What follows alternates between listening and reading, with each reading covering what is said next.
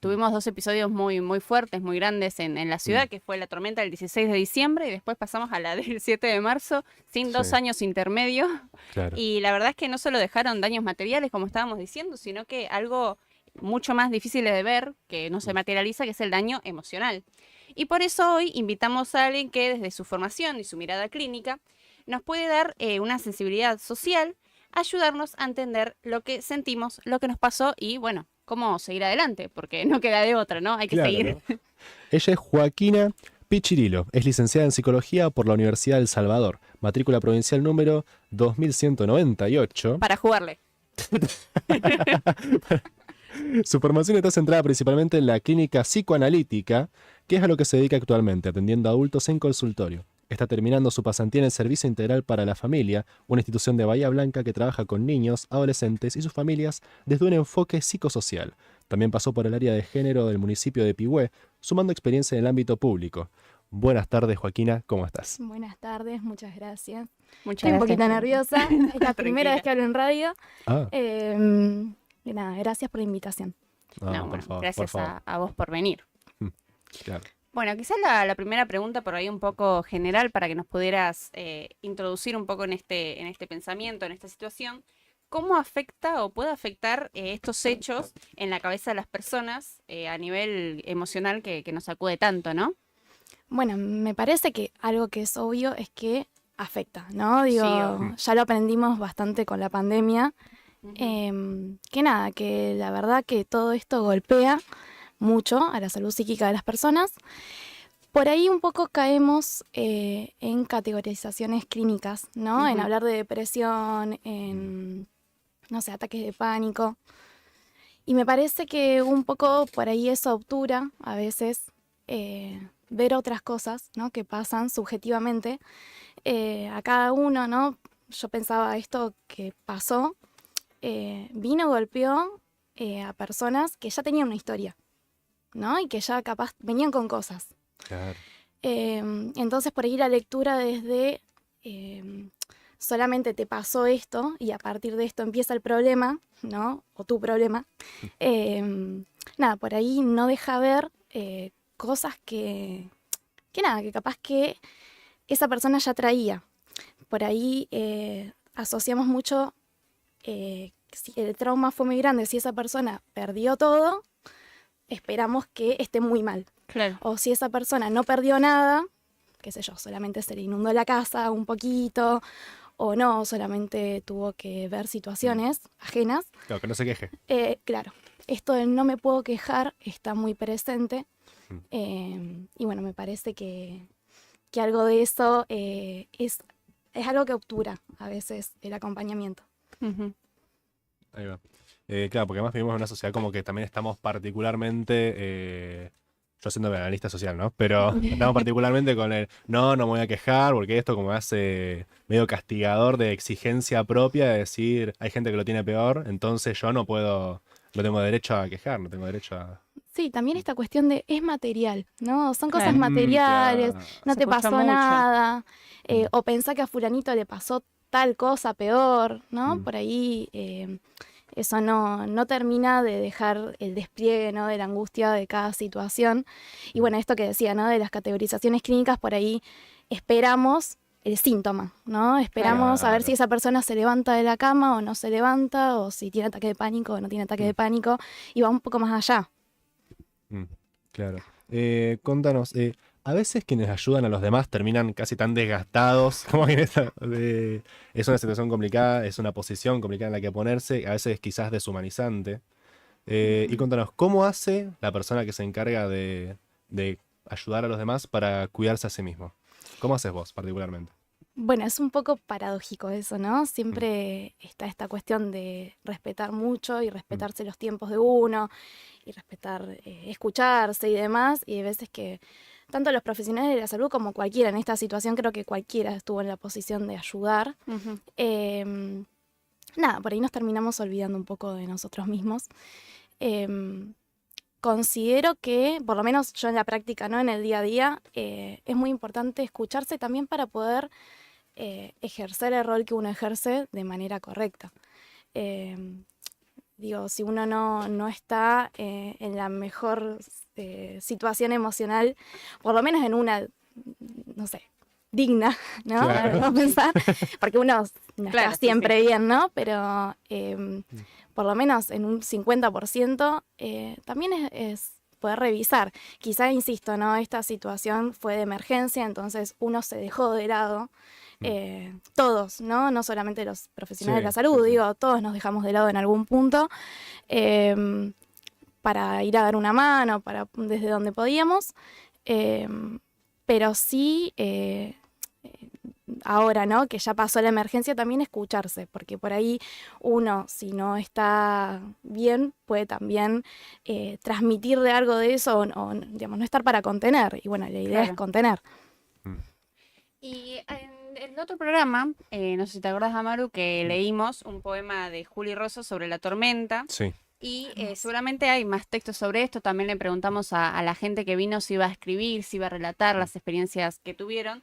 Y por ahí queríamos preguntarte acerca de la importancia que tiene la palabra, el poder de contar lo vivido en la elaboración de un trauma que es colectivo, ¿no? Ujú. Sí, bueno, la palabra desde mi mirada siempre va a ser fundamental, ¿no? Claro. Es con lo que trabajamos. Claro.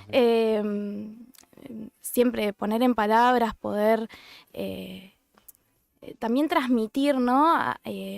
Digo, uno al poner en palabras, ¿no? Yo escuché lo que escribió Juli, hermoso.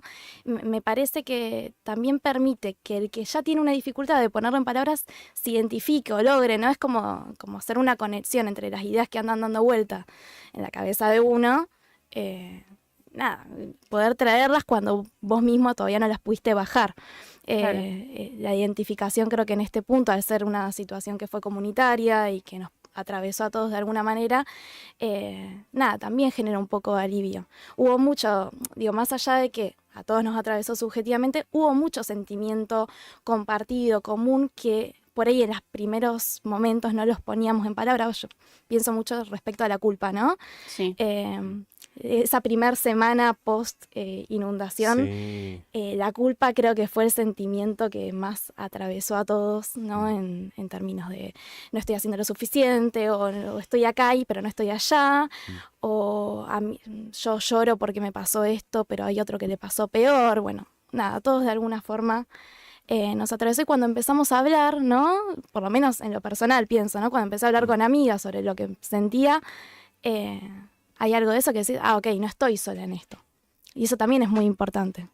Claro, a mí me pasaba, me acuerdo que yo hablando con amigos decía, che, me siento culpable porque estoy acá, o sea, llegaba recontra cansado a casa a las 7 de la tarde, llegaba, estaba destruido y decía, no puedo estar acostado, si hay gente que decía, necesito ir, salir ya, y esa exigencia es algo que nos pasó a casi todo el mundo, la culpa esa de que hay alguien que está peor, qué sé yo, uno medio se siente medio en la responsabilidad que, qué sé yo, no soy Superman.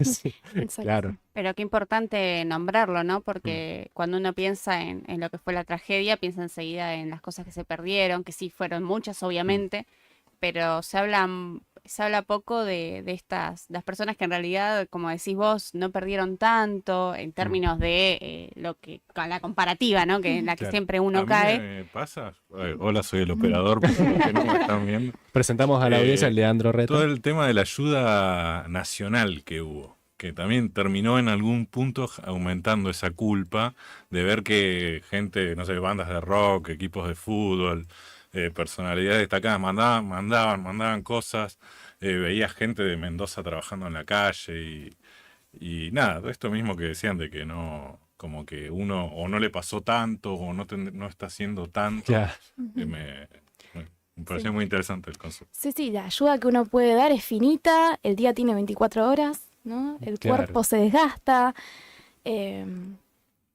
Hay algo de eso que sí, depende cómo lo atravesó también a cada uno, ¿no? Esto de el dar, el ayudar, porque digo, capaz que a no todos se nos juega de la misma forma, pero estuvo bastante esta cuestión, como por un lado la exigencia, ¿no? De todos, ¿no? De mucho este discurso hacia la afuera de salí a ayudar, Claro. y él, estoy ayudando, pero es un granito de arena lo que estoy dando, ¿no? No alcanza. No voy a salvar yo esta situación, ¿no? Y la dificultad de volver a la normalidad después, ¿no? Porque después había que volver al trabajo. ¿Y cómo voy a volver a trabajar ahora? Claro.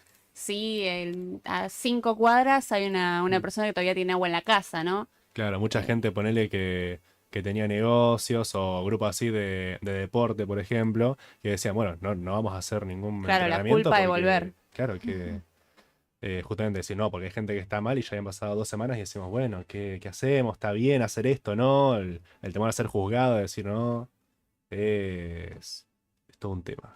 Todo un tema, sí, sí. ¿Hay algún tipo de acompañamiento específico para este tipo, o sea, desde la vista psicológica, ¿no? De volver a esta normalidad que siempre la nombramos acá, pero la entrecomillamos, ¿no? Porque cada uno Sí. tiene su propia normalidad, pero hablamos de por ahí la rutina, hay cierto acompañamiento, decir, bueno, volver a hacer las cosas.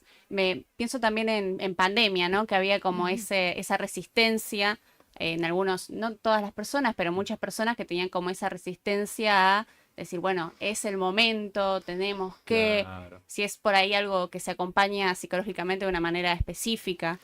En realidad, yo por lo menos desde el psicoanálisis Ujú. siempre voy a decir que hay que respetar el caso a caso, ¿no? Claro. Y en ese sentido, a cada persona se le juega de una forma muy particular esto de volver. Hay algunos que les alivia ver en el resto de la sociedad que también hayan vuelto, ¿no? A la Claro. vida. Hay otros que no se lo tomaron así. Por ahí unos, si es esto que decía hoy, ¿no? Si uno espera del otro que reaccione de tal forma por lo que le pasó, por ahí, digamos, cerramos, ¿no? Claro. El campo de lo que el otro nos puede devolver con eso. Pero en sí es... yo creo que algo muy importante en el acompañar, eh, además de la escucha, ¿no? Que la escucha es fundamental, sobre todo desde el lugar del psicólogo, pero Claro. creo que a nivel social también estaría bueno que se empiece a implementar un poco más esto de escuchar antes que decir, ¿viste? Como el no uno estar constantemente interpretando o cerrándole lo que dice el otro. Pienso que también es muy importante la paciencia, ¿no? Esto de respetar los tiempos. Porque la vuelta a la normalidad en algunos casos se está haciendo bastante complicada, digo, Claro. ¿no? La normalidad, por más que en apariencia se esté dando, ¿no? Esto de volví a trabajar, volví a entrenar, más o menos me acomodé de vuelta a la vida, podríamos decir. No, digamos, hay algo que va más allá, ¿no? De la Ujú. apariencia que, bueno, todavía pareciera que estamos en marzo para muchas personas. En marzo, digamos, como en el sentido no del marzo del día de la inundación, sino en marzo de que recién arranca el año. Claro. Claro. Y además el tema de que todavía no pasó, o sea, creo que pasó un mes y medio, ni siquiera. No, ni Ni siquiera siquiera un mes y medio. unos O días, sea, todavía es más una reciente semana. y hay que tener paciencia con eso. Sí, sí, Por más que quizás sea más queramos- largo. Sí, quizás, ¿no? Capaz. Capaz.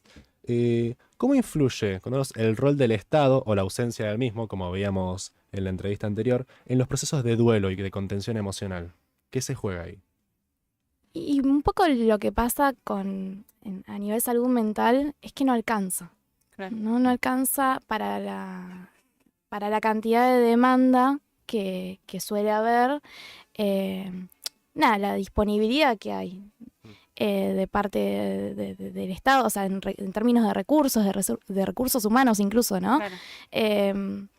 No llega a ser suficiente, entonces esto, lo que se genera es que hay muchas personas con mucha necesidad y necesidades muy, digamos, muy grandes, ¿no? Porque por ahí están atravesados, además de por el malestar físico y emocional, por el malestar económico y demás. Entonces lo que pasa por ahí es que los tratamientos a nivel psicológico no se llegan a efectuar con la misma periodicidad y bueno, intención que los clínicos privados. Claro. es una lástima, es una cuestión que siempre está atravesada en lo público. Y no es por falta de idoneidad o de deseo o digamos, de quienes lo ejercen, digamos, quienes trabajan en los organismos públicos están constantemente desbordados, Sí, ¿no? colapsados totalmente. Y intentando atajar, ¿no? Con sus dos manos un montón de cuestiones. Pero sí es una falta de recursos y hay mucha gente que no puede acceder, ¿no? a los tratamientos privados, clínicos, y en ese sentido, bueno, se acompaña desde donde se puede, digamos, ¿no? Los acompañamientos por ahí no llegan a ser tan profundos, pero bueno, se acompaña, ¿sí? Se intenta. Sí, además de que es mejor que nada y es un ayudín que puede ir granito de arena que construye la Es un montaña. granito de arena, tal justamente. cual. Sí, como contaban recién, estuvieron las chicas justo que vinieron de la posta de salud, que contaban que iban casa por casa y escuchaban Mm. cada situación y bueno, hablábamos de la importancia de la salud mental porque nosotros quisimos hacer este episodio por ahí un poco más centrado en la salud y empezamos hablando con la enfermera de neonatología, pero también quisimos darle un espacio a la salud mental que realmente estas cosas, más allá de la tormenta, ¿no? Sino que es un tema que se tiene que hablar más en sentido de naturalizarlo, ¿no? Y hablar y buscar contención para los procesos que vos, como decías, capaz hay algo que no es de la tormenta, que hay algo de antes, pero bueno, si es una invitación a hablar, está bueno. Sí, justamente daños que persisten más allá de lo material y que no son tan fáciles de arreglar como levantar algo que no se ve, justamente. Exacto. Sí, creo que es fundamental. A ver, a veces pensamos, ¿no? La problemática de salud mental como algo que se arregla, ¿no? Algo que hay que Claro. arreglar. ¿No? Bueno, por eso es más fácil pensarlo en términos patológicos o en términos sintomáticos, ¿no? Es bueno, si esta persona tenía ataques de pánico y ya no los tiene más, está mejor, ¿no? Claro, lo vemos desde un punto de vista muy como pasamos con una fiebre. Exacto, como si fuera desde lo médico, ¿no? Clínico. Claro, lo del cuerpo, ¿no? O el estoy bien, estoy feliz, ¿para qué voy a ir a un psicólogo a hablar? Claro. Exacto. Capaz que no pasa por ahí. No, por eso, o sea, justamente cuánta gente te dice, no, yo a psicólogo prefiero hablar con mis amigos, etcétera, que sabemos que no es lo mismo, nunca es lo mismo y nada. O cuando se habla por ahí que hablabas del estado de políticas de salud mental, pienso en que se piensa directamente en los acompañamientos de los centros de día, de gente que está hospitalizada, ¿no? Como este pensamiento muy alejado de la salud mental, ¿no? Que no nos toca si no tenemos, como decías, una patología. Sí, creo que en ese sentido a nivel social es más fácil, ¿no? De digerir. ¿Por qué? Porque cuando uno habla de problemáticas de salud mental, hay algo que siempre está presente, ¿no? Que es la angustia. Y la angustia es algo con lo que no nos llevamos tan bien, ¿no? Digamos, nos cuesta lidiar con la angustia propia y con la del otro. Entonces cuando aparece, ¿no? La angustia en el otro, esto de ponerle una cajita, de decir es tal cosa, ¿no? Es tal síntoma y demás, bueno, le damos un marco y esperamos que eso se cancele, ¿no? Como si fuera una ecuación. Claro. Y nos deja tranquilos que eso se haya cancelado. Por ahí un poco la postura, digamos, en psicoanálisis, sobre todo sobre la angustia, es otra, es entender que la angustia está, que la angustia es parte del existir humano. En algunos momentos se desborda, nos desbordamos de angustia y ahí es donde, bueno, hay que hacer más con eso. Pero no querer cancelarla, ¿no? No querer, por eso esto del escuchar y no decir palabras solo de aliento, de contención. Hay veces que esa persona se tiene que desahogar, como decían, esto de que de ir casa por casa, capaz a dejar un bidón de agua o a limpiar, y encontrarse con que las personas, además de necesitar que le dieran una mano, ¿no? También necesitan hablar y ser escuchadas. Sí, justamente, yo atendiendo un almacén, veías tantas cosas, tanta gente que te quedabas charlando porque necesitaba hablar y te lo contaba, y más de como 5 personas por día estábamos los dos al borde del llanto charlando y como, sí, 100 gramos de paleta, pero nada, y esto, y nada, y estaba ahí. Y justamente 100 gramos de paleta y una contención emocional, como va parte de la compra, pero sí, Pasó un montón que necesitábamos todos, totalmente colapsados de emociones, necesitando contar, hablar con alguien. Sí, justamente. Y quizás yo te voy a hacer una pregunta que capaz me odias porque es un poco más técnica, pero vos hablabas de esto del psicoanálisis, y por ahí el que está escuchando no sabe que hay distintas vertientes no sé si decir vertientes, capaz que me matas de nuevo, pero de la psicología, y que uno dice psicología y piensa que es como algo todo uno, yo voy a y me va a decir lo mismo que este otro. ¿No? Que nos querés explicar brevemente, si no te mato, en qué consiste el psicoanálisis. Yo aclaro esto de que es una mirada del psicoanálisis porque es muy particular del psicoanálisis, Sí. capaz lo que estoy diciendo, ¿no? Pero bueno, hay distintas digamos, posiciones, ¿no? Claro. Sobre cómo ejercer el rol de psicólogo clínico, sobre todo posiciones, vertientes, está bien. No le Hay retes. muchas posiciones. Pero bueno, el psicoanálisis sí tiene esto un poco más de el uno a uno, del caso a caso, digamos, Claro. esto es como lo más básico que puedo decir, ¿no? Respecto, Sí.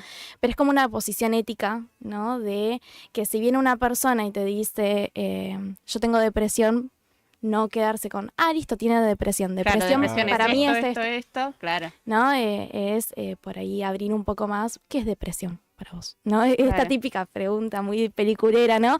Realmente la hacemos porque trabajamos en psicoanálisis con el significante de cada persona.